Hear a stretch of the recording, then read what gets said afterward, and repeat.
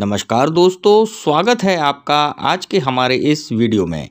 दोस्तों, आज के इस वीडियो में हम चर्चा कर रहे हैं आयुध संशोधन अधिनियम 2019 के उन महत्वपूर्ण प्रश्नों पर जो कि आने वाली परीक्षाओं के लिए महत्वपूर्ण है, इम्पॉर्टेंट हैं।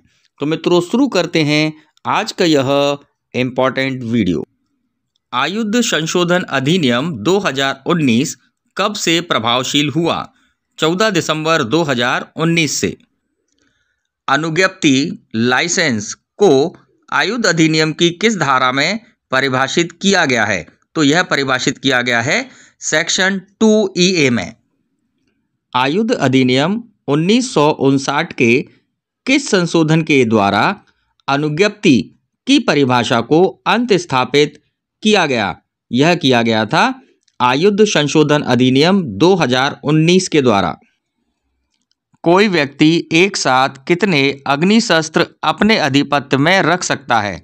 तो वर्तमान में 2019 के संशोधन के बाद 2 अग्निशस्त्र रखे जा सकते हैं लाइसेंस पर। आयुध अधिनियम की किस धारा के अंतर्गत आयुधों और गोला बारूद के विनिर्माण करने, अभिप्राप्त करने या उपाप्त करने को बिना लाइसेंस करने पर प्रतिबंध लगाया गया है? तो यह लगाया गया है सेक्शन 5 की सबसेक्शन 1A के अंतर्गत। आयुध अधिनियम के अंतर्गत जारी किया गया लाइसेंस जारी की तारीख से कितनी अवधि के लिए प्रभावी रहता है? तो ये रहता है 5 वर्ष तक। 2019 के संशोधन के पहले 3 वर्ष तक था।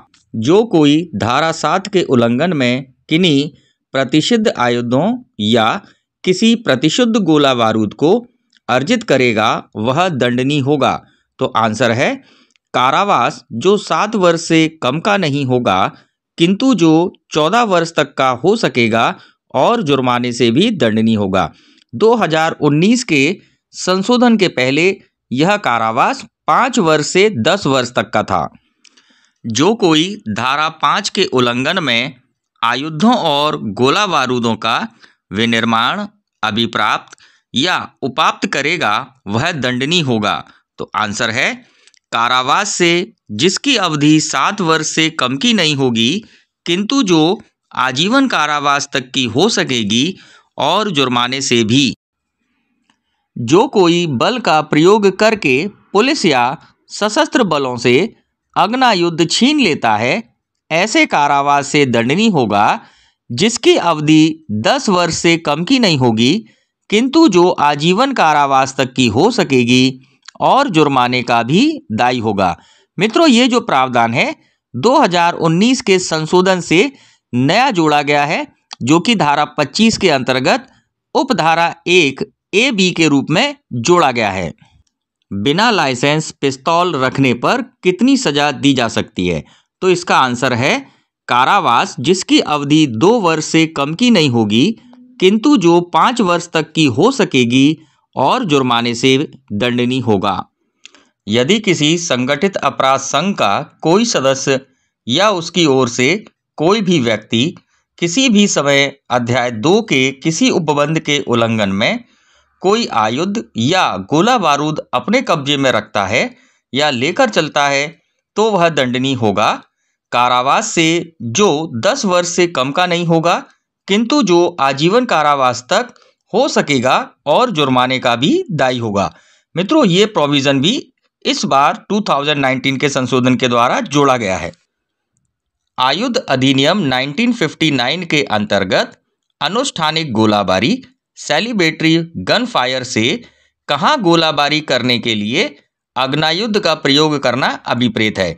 तो इसका उत्तर है जनसभाओं में, धार्मिक स्थानों में, विवाह समारोह में या अन्य उत्सवों में। मित्रों, ये प्रोविजन भी इसी बार 2019 के संशोधन से बहुत ही महत्वपूर्ण प्रावधान जोड़ा गया है।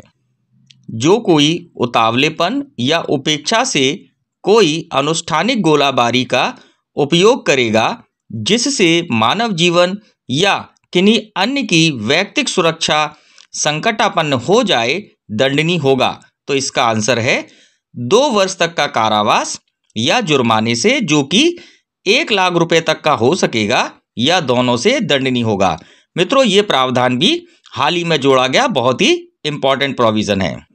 जो कोई धारा 7 के उल्लंघन में किन्हीं प्रतिषिद्ध आयुध या प्रतिषिद्ध गोला बारूद का प्रयोग करता है और ऐसे प्रयोग या कार्य किसी भी व्यक्ति की मृत्यु का कारण बन जाए तो दंडनीय होगा। तो इसका उत्तर है मृत्युदंड या आजीवन कारावास और जुर्माने से भी। मित्रों 2019 के संशोधन से पहले जो है यहाँ पर केवल मृत्युदंड का प्रावधान था तथा 2019 के संशोधन से इसमें जो है मृत्युदंड के साथ आजीवन कारावास को भी प्रतिस्थापित किया गया है। मित्रों इस प्रकार आज का ये वीडियो सेगमेंट हम यहीं पर समाप्त करते हैं। हमारे द्वारा यह प्रयास किया गया है कि जो 2019 का संशोधन है उसमें से आने वाले सभी प्रश्न जो है यहाँ पर कवर आउट हो जाएं। तो आपने यह वीडियो अंत तक देखा, इसके लिए धन्यवाद। अगर आप हमारे इस चैनल पर नए हैं तो आप सब्सक्राइब जरूर कर लीजिएगा और हाँ, इसी के साथ साथ बेल आइकॉन बटन को भी जरूर हिट कर दें, जिससे कि जैसे ही हमारे नए वीडियोस अपलोड हों तो आपको जो है उसकी जानकारी हो जाए। तो मित्रों होती है मुलाकात आपसे हमारे नए वीडियो में। नमस्कार, जय हिंद, जय भारत।